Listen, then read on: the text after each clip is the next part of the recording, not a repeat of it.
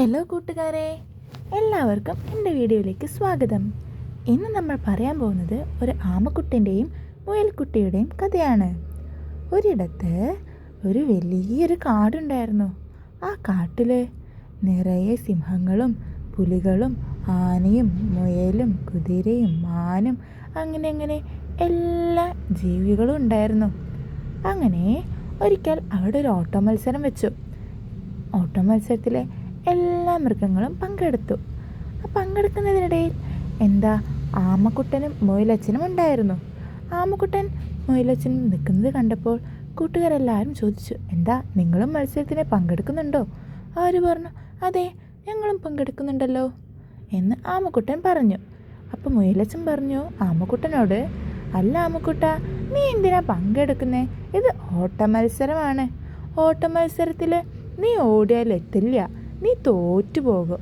ഇത് കേട്ടും ആമച്ചൻ വിഷമത്തോടെ പറഞ്ഞു, അങ്ങനെയൊന്നുമില്ല, ഓട്ടത്തിൽ ഓടിയെത്തുക, അതാണ് കളിയെന്ന്. അപ്പോൾ പറഞ്ഞു മുയലച്ചൻ, നീ നോക്കിക്കോ, ഈ കൂട്ടത്തിൽ എല്ലാവരെക്കാളും വേഗത എനിക്കുള്ളത്, ഞാൻ ഏറ്റവും വേഗത്തിൽ ഓടി ജയിക്കാം. എന്നെ കണ്ടിട്ടില്ലേ, ചാടി ഞാൻ എല്ലാ സ്ഥലത്തും വേഗത്തിലെത്തും. അതുപോലെയാണോ നീ എപ്പോഴും പതുക്കെ പോവാറ്? അപ്പം നീ എന്തിനാ മത്സരത്തിൽ പങ്കെടുക്കുന്നത്? നീ തോറ്റു പോകും. മുയലച്ചൻ പറയുന്നത് കേട്ട് എല്ലാവരും ചിരിക്കാൻ തുടങ്ങി. ആമക്കുട്ടന് ആകെ വിഷമമായി. എനിക്കൊട്ടും വേഗതയില്ലേ? ആമക്കുട്ടൻ ആകെ വിഷമിച്ചു. ഇത് കേട്ട ആമക്കുട്ടൻ്റെ സുഹൃത്തുണ്ടായിരുന്നു.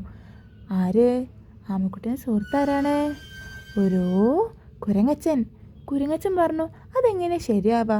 എന്നാൽ പിന്നെ ഇത്തവണത്തെ ഓട്ട മത്സരത്തിൽ മുയലച്ചനും ആമക്കുട്ടനും രണ്ടുപേരും മാത്രം മത്സരിക്കട്ടെ, നമുക്കെല്ലാം പിന്നീട് മത്സരിക്കാം.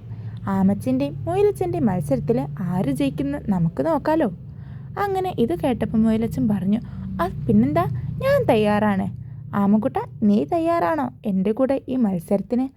ആമക്കുട്ടനും മൂളി, ഞാൻ തയ്യാറാണ്, നോക്കാം, ഒരു മത്സരമല്ലേ, ആര് ജയിക്കുമെന്ന് നമുക്ക് നോക്കാലോ. അപ്പോൾ കുരങ്ങച്ചൻ പറഞ്ഞു, ശരി, എല്ലാം പറഞ്ഞ പോലെ നടക്കട്ടെ. അപ്പോൾ നാളെ രാവിലെ എല്ലാവരും ഈ കളിസ്ഥലത്ത് ഇതേ സമയത്ത് എത്തിച്ചേരൂ, നമുക്ക് നാളെ ഇവിടെ കളി തുടങ്ങാം. ഇതും പറഞ്ഞ് എല്ലാവരും അവിടുന്ന് പോയി. ആമക്കുട്ടൻ വീട്ടിലേക്ക് പോകുന്ന വഴി ഇതൊക്കെ ആലോചിച്ച് വിഷമിച്ചു. എന്നാലും എനിക്കെന്ത് വേഗതയൊന്നും ഇല്ലേ? ഞാനും വേഗത്തിലാണല്ലോ നടക്കാറ്. എല്ലാവരും പറയുന്നു എനിക്ക് വേഗത ഇല്ല എന്ന്. സാരമില്ല, നോക്കാം, നാളെ ഇല്ലേ മത്സരം, നാളത്തെ കുറച്ച് തയ്യാറെടുപ്പൊക്കെ ആവാം. അങ്ങനെ ആമക്കുട്ടൻ എന്ത് ചെയ്തു? ആമക്കുട്ടൻ വീടെത്തുന്നവരെ ഓടാൻ തുടങ്ങി. അങ്ങനെ ഓടി വേഗത്തിൽ വീട്ടിലെത്തി. മുയലച്ചനോ ആമക്കുട്ടനടുത്തുള്ള മത്സരം ആലോചിച്ച് ചിരിച്ച് വീട്ടിലേക്ക് പോയി.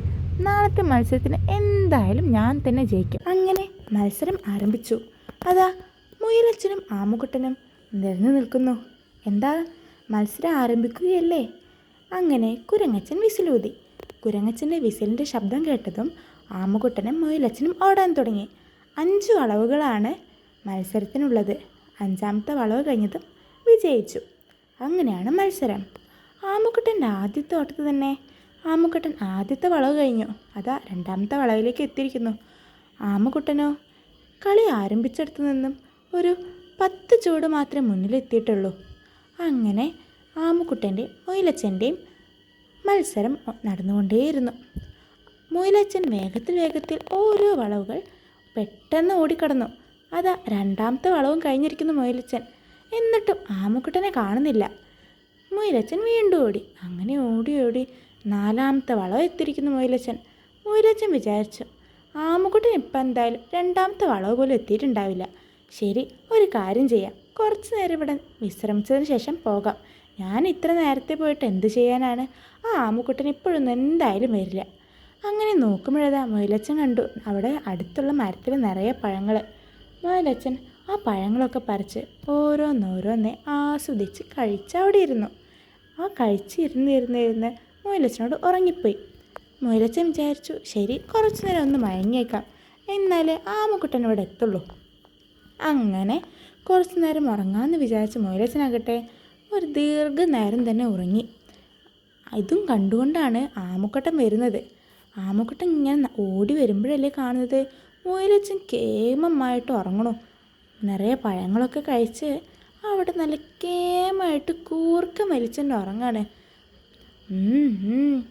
അപ്പോൾ ആമക്കുട്ടൻ ഒന്ന് കണ്ടു. ആഹാ, പറ്റിയ അവസരമാണ്. മുയലച്ചൻ നേരത്തെ വന്നതുകൊണ്ട് കിടന്ന് മയങ്ങുകയാണല്ലേ.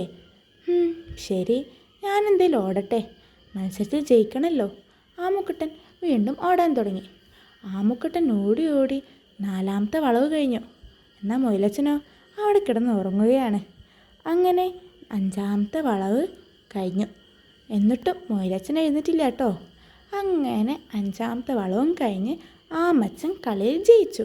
കൂട്ടുകാരെല്ലാവരും ഒച്ചയിട്ടു, ബഹളം വെച്ചു, സന്തോഷം കൊണ്ട് ആർപ്പ് വിളിച്ചു. ആമക്കുട്ടൻ ജയിച്ചേ, ആമക്കുട്ടൻ മുയലച്ചനെ തോപ്പിച്ചേ എന്ന് പറഞ്ഞ് ആർപ്പ് വിളിച്ച് ക്ഷേമമായിട്ട് ആഘോഷിക്കാൻ തുടങ്ങി. എല്ലാവരും കൂടെ സൽക്കരിച്ചു ആമക്കുട്ടനെ. നിറയെ വ്യത്യസ്തമായ പഴങ്ങൾ നൽകി അവർ ആമക്കുട്ടന് ഒരുപാട് സമ്മാനങ്ങൾ നൽകി. ഇതൊന്നും ആരറിയുന്നില്ല, മുയലച്ചൻ അറിയുന്നില്ല. മുയലച്ചൻ നല്ല ഉറക്കല്ലേ. അങ്ങനെ കുറേ നേരം കഴിഞ്ഞു. എന്നിട്ടും ആരും വന്നില്ല. മുയലച്ചൻ വന്നില്ല. അങ്ങനെ കളിയൊക്കെ കഴിഞ്ഞു. എല്ലാവരും പോയി തുടങ്ങിയപ്പോൾ ഉണ്ട് മുയലച്ചൻ പതുക്കൊന്ന് ഉറങ്ങി എഴുന്നിട്ട്, ഇതുവരെ ആമക്കുട്ടൻ വന്നില്ലേ? ഇവൻ എന്തേത്?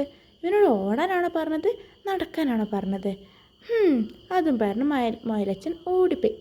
എന്നിട്ടോ മുയലച്ചൻ ഓടി ചെന്നപ്പോൾ എല്ലാവരും പോവുക. അപ്പോൾ മുയലച്ചൻ പോയി ചോദിച്ചു, അല്ല എവിടേക്കാണ് പോണേ? എവിടെ എൻ്റെ സമ്മാനം? ഞാൻ ജയിച്ചു, എൻ്റെ സമ്മാനങ്ങളൊക്കെ എവിടെ? അപ്പോൾ എല്ലാവരും ചിരിക്കാൻ തുടങ്ങി. നീ എന്താ മുയലച്ച പറയണേ? ആമക്കുട്ടൻ നേരത്തെ ജയിച്ചു, നീ തോറ്റുപോയി. എന്ത്? ആമക്കുട്ടൻ ജയിക്കാനോ? ഞാനാണ് ഓട്ടക്കാരൻ, എങ്ങനെയാണ് ആമ ജയിക്കുക? ഞാനാണ് ഓട്ടക്കാരൻ, ഞാനാണ് ജയിക്കേണ്ടത്. അപ്പോഴല്ലേ മുയലച്ചൻ കാണുന്നത് ആമക്കുട്ടൻ സമ്മാനങ്ങളായിട്ട് അവിടെ നിൽക്കുന്നു. ഇത് കണ്ടതും മുയലച്ചനൊന്നും മനസ്സിലായില്ല. അപ്പോൾ ചോദിച്ചു, അല്ല, ഇതെങ്ങനെ സംഭവിച്ചു? അപ്പോൾ ആമക്കുട്ടൻ പറഞ്ഞു, നീ അവിടെ കിടന്ന് ഉറങ്ങിയില്ലേ? ആ സമയം ഞാൻ അവിടുന്ന് ഓടിപ്പോന്നു. അങ്ങനെ ഞാൻ ആദ്യം എത്തി. നീ ഉറങ്ങിപ്പോയതുകൊണ്ട് നീ വൈകി എത്തി. ഇപ്പോൾ കണ്ടില്ലേ, മത്സരത്തിൽ ഞാൻ ജയിച്ചു. ഇത് കേട്ടതും മുയലച്ചനാകെ വിഷമായി. മുയലച്ചൻ ആദ്യം പറഞ്ഞതല്ലേ നീ ഒന്നുമല്ല, നീ തോറ്റു പോകുന്നൊക്കെ. പക്ഷെ എന്ത് സംഭവിച്ചു? ആര് ജയിച്ചു? ആമക്കുട്ടൻ ജയിച്ചു. അങ്ങനെ ലഭ്യനായ മുയലച്ചൻ ആമക്കുട്ടനോട് പറഞ്ഞു, എന്നോട് ക്ഷമിക്കൂ, ഞാൻ ഇങ്ങനെയൊന്നും പറയാൻ പാടില്ലായിരുന്നു. ഞാൻ മറ്റുള്ളവരുടെ കഴിവിനെ ഒരിക്കലും ഇങ്ങനെ മോശമാക്കി പറയാൻ പാടില്ലായിരുന്നു. അതുകൊണ്ടാണ് ഞാൻ തോറ്റുപോയത്. ആമക്കുട്ട, നീ ജയിച്ചു. നിനക്ക് എല്ലാവിധ അഭിനന്ദനങ്ങളും ഉയരുന്നു. എൻ്റെ ഭാഗത്താ തെറ്റ്, ഞാൻ തോറ്റിരിക്കുന്നു. അങ്ങനെ മുയലച്ചനും ആ സന്തോഷ നിമിഷത്തിൽ ആമക്കുട്ടനോടൊപ്പം പങ്കുചേർന്നു. അങ്ങനെ അവരൊന്നിച്ച് ആ വിജയം ആഘോഷിച്ചു. ഇത്രയേ ഉള്ളൂ ആമക്കുട്ടൻ്റെയും മുയലച്ചൻ്റെയും കഥ. അപ്പോൾ നമ്മൾ മറ്റുള്ളവരുടെ കഴിവിനെ ഒരിക്കലും അപമാനിക്കാൻ പാടില്ല. നമ്മൾ പരസ്പരം സ്നേഹിക്കുകയും പരിപാലിക്കുകയും നമ്മൾ പരസ്പരം അവർക്ക് ഉന്മേഷവും സന്തോഷവും പകരണം. മനസ്സിലായ കൂട്ടുകാരെ? അപ്പോൾ ഇന്ന് ഇത്രയേ ഉള്ളൂ.